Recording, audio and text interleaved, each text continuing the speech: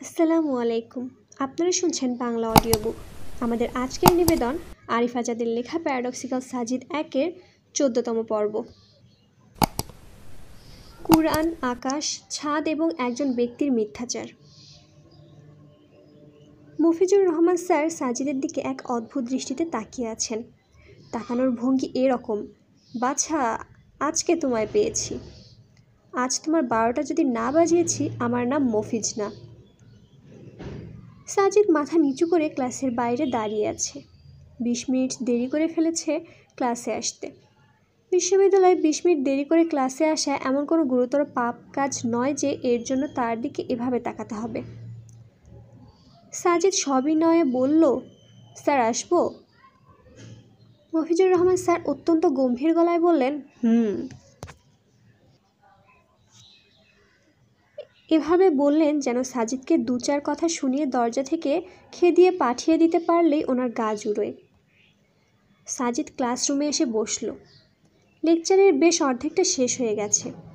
Mafizur Rahman sir আর 5 মিনিটের lecture দিয়ে class সমাপ্ত করলেন। সাজিদ কপালে যে আজ খুবই খারাপই আছে সেটা সে প্রথম থেকেই বুঝতে পেরেছে। মফিজুর রহমান সাজিদকে দাঁড় করালেন। খুব স্বাভাবিক চেহারায় হাসি হাসি মুখ করে বললেন, সাজিদ কেমন আছো? সাজিদ প্রায় ভূত দেখার মতো চমকে উঠল। এই মুহূর্তে সে যদি সত্যি সত্যি ডুমুরের ফুল অথবা ঘোড়ার ডিম জাতীয় কিছু দেখত, হয়তো এতটা চমকাতো না। মিরাকল জিনিসটায় তার বিশ্বাস আছে, তবে মফিজুর রহমান স্যারের এই আচরণ তার কাছে তার চেয়েও বেশি কিছু মনে হচ্ছে। এই ভদ্রলোক এত সুন্দর করে এরকম হাসি মুখ নিয়ে কারোর সাথে কথা বলতে পারে, এটাই এতদিন একটা রহস্য ছিল। সাজিদ নিজেকে খানিকটা সামনে নিয়ে বলল, জি স্যার, ভালো আছি আলহামদুলিল্লাহ। আপনি কেমন আছেন? তিনি এবার একটি মুচকি হাসি দিলেন। সাজিদ পুনরায় অবাক হলো।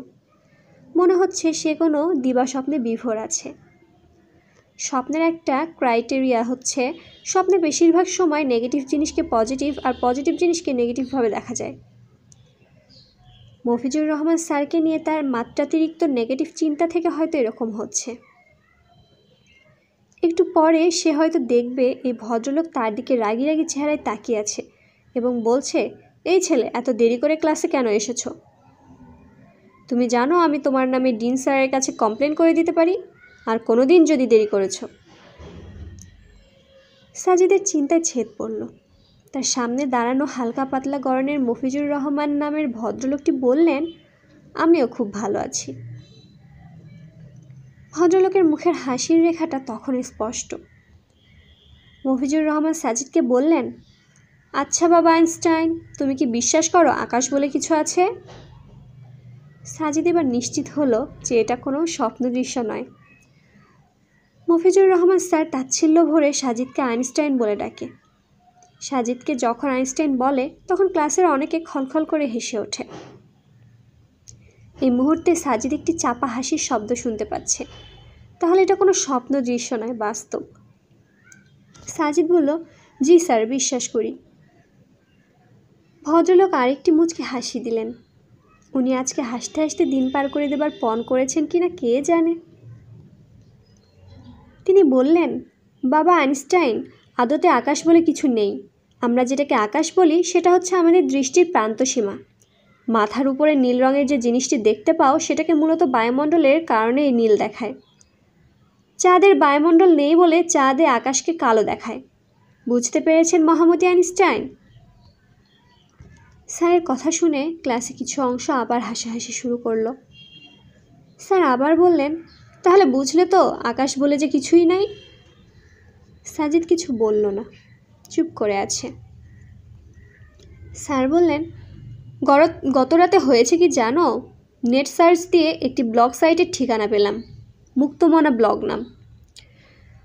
অভিজিৎ নামের এক ব্লগারের লেখা পেলাম সেখানে। খুব ভালো লিখে দেখলাম। যা হোক, অভিজিৎ নামের এই লোকটা কোরআনের কিছু বাণী উদ্ধৃত করে দেখালো কত উদ্ভট এইসব জিনিস। সেখানে আকাশ নিয়ে কি বলা আছে শুনতে চাও? সাজিদ এবারও কিছু বলল না, চুপ করে আছে। স্যার বললেন, কোরআনে বলা আছে আর আমরা আকাশকে সৃষ্টি করেছি সুরক্ষিত ছাদ, অথচ তারা আমাদের নির্দেশাবলী থেকে মুখ ফিরিয়ে রাখে। And we made the sky a protected ceiling, but they from its seeing are turning away. All Anbiya 32। দেখলে তো বাবা আইনস্টাইন, তোমাদের আল্লাহ বলেছে আকাশ নাকি সুরক্ষিত ছাদ। তা বাবা, এই ছাদে যাবার কোনো সিঁড়ির সন্ধান কোরআনে আছে কি? হা হা হা। চুপ করে থাকতে পারলে বেশ হতো, কিন্তু এই লোকটির মাত্রাতিরিক্ত বাড়াবাড়িতে সাজিদকে মুখ খুলতে বাধ্য হলো। সে বলল, স্যার, আপনার সে ব্লগার অভিজিৎ রায়, আপনার প্রথম ভুল হচ্ছে আকাশ নিয়ে আপনাদের দুজনের ধারণা মোটেও ক্লিয়ার না। ও তাই নাকি? তা আকাশ নিয়ে ক্লিয়ার ধারণাটি কি বলো শুনি? অবজ্ঞা ভরে লোকটির প্রশ্ন। সাজিদ বলল, স্যার, আকাশ নিয়ে ইংরেজি অক্সফোর্ড ডিকশনারিতে বলা আছে, the ring of the atmosphere and outer space seen from the earth. অর্থাৎ পৃথিবী পৃষ্ঠ থেকে বায়ুমণ্ডলের এবং তার বাইরে যা কিছু দেখা যায় সেটিই আকাশ। আকাশ নিয়ে আরও ক্লিয়ারলি বলা আছে উইকিপিডিয়াতে। আপনি নেট ঘেটে মুক্তমনা যেতে পেরেছেন, আর একটু এগিয়ে উইকিপিডিয়া অবধি গেলেই পারতেন। আকাশ নিয়ে উইকিপিডিয়াতে বলা আছে, the sky is everything that lies above the surface of the earth, including the atmosphere and outer space. অর্থাৎ পৃথিবীর ভূপৃষ্ঠের উপরে যা কিছু আছে তা সবই আকাশের অন্তর্গত। এর মধ্যে বায়ুমণ্ডল এবং তার বাইরে সব কিছু আকাশের মধ্যে পড়ে। তো এটা হচ্ছে আকাশের সাধারণ ধারণা। এখন আপনার সেই আয়াতে ফিরে আসি। আপনি কোরআন থেকে উল্লেখ করেছেন, আর আমরা আকাশকে করেছি সুরক্ষিত ছাদ, অথচ তারা আমাদের নির্দেশনাবলী থেকে মুখ ফিরিয়ে রাখে। আপনি বলেছেন আকাশকে কিভাবে ছাদ হয়, তাই না? স্যার, বিংশ শতাব্দীতে বসে বিজ্ঞান জানা কিছু লোক যদি এরকম প্রশ্ন করে, তাহলে আমাদের উচিত বিজ্ঞান চর্চা বাদ দিয়ে গুহার জীবনযাপন ফিরে যাওয়া। হোয়াট ডু ইউ মিন?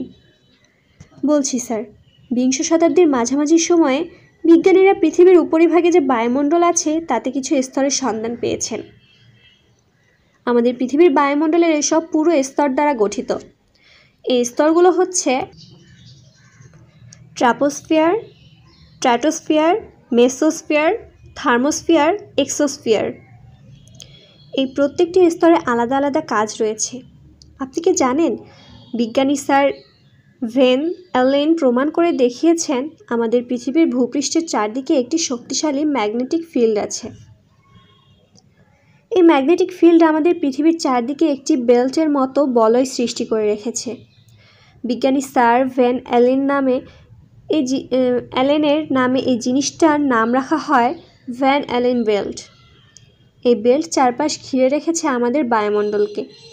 আমাদের বায়ুমণ্ডলের স্তরটির নাম হচ্ছে স্ট্র্যাটোস্ফিয়ার। এই স্তরের মধ্যে আছে এক জাদুকরী উপস্তর, এর নাম হলো ওজোন স্তর। এই ওজোন স্তরের কাজের কথায় পরে আসছি, আগে একটু সূর্যের কথা বলি। সূর্যে প্রতি সেকেন্ডে যে বিস্ফোরণগুলো হয় তা আমাদের চিন্তার কল্পনারও বাইরে।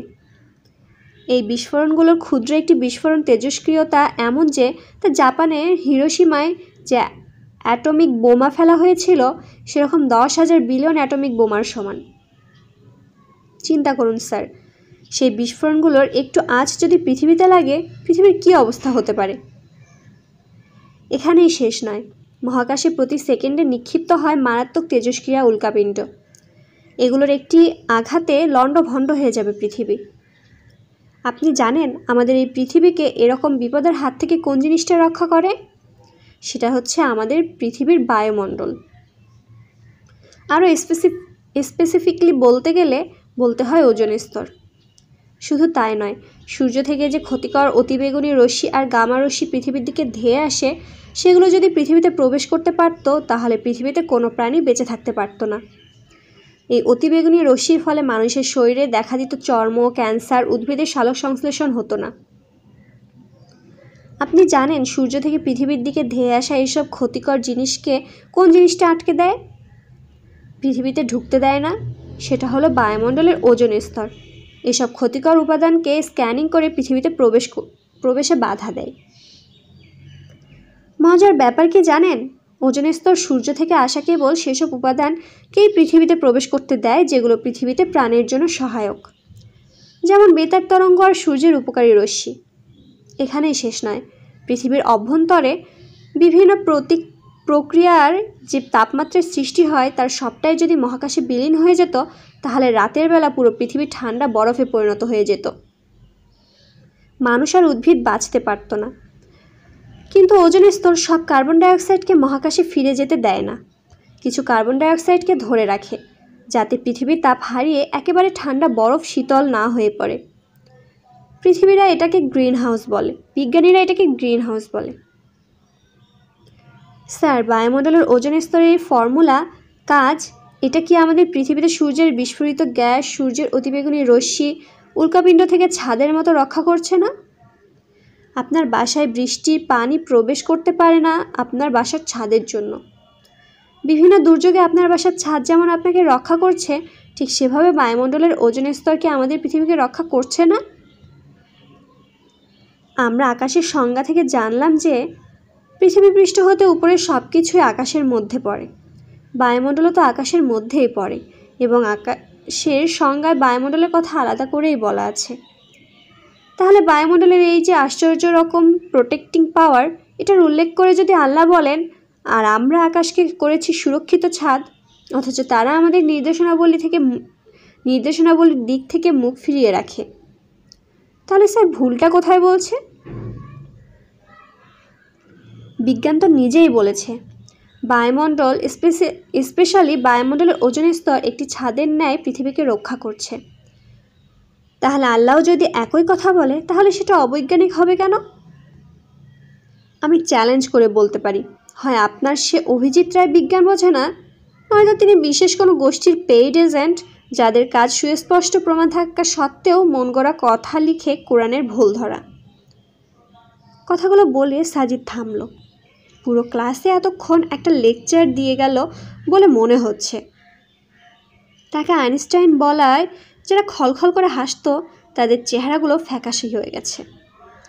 মফিজুর রহমান স্যার কিছুই বললেন না। সি ইউ নেক্সট বলে ক্লাস থেকে বেরিয়ে গেলেন সেদিন। বাংলা অডিও বুকে আপনারা শুনছিলেন আরিফ আজাদের লেখা প্যারাডক্সিক্যাল সাজিদ 1-এর 14তম পর্ব। ভালো থাকবেন, ভালো লাগলে সাবস্ক্রাইব করে আমাদের সাথেই থাকবেন, বন্ধুদের সাথে শেয়ার করবেন। ধন্যবাদ। আল্লাহ হাফেজ।